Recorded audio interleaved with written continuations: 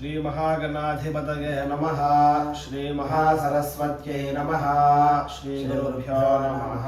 हरिः ओम्। संहिता पाठः।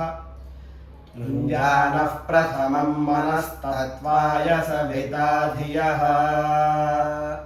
पदपाठः।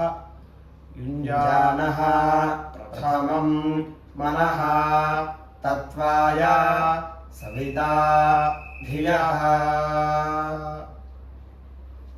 दण्डपाठः।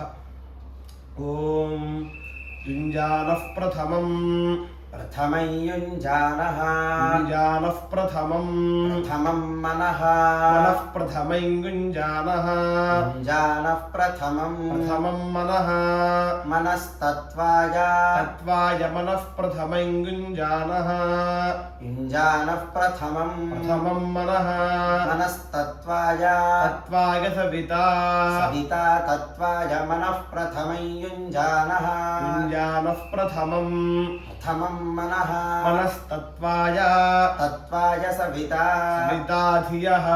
सविता तत्त्वाय मनः प्रथमं युञ्जानः प्रथमं मनः मनस्तत्त्वाय सविता धियः।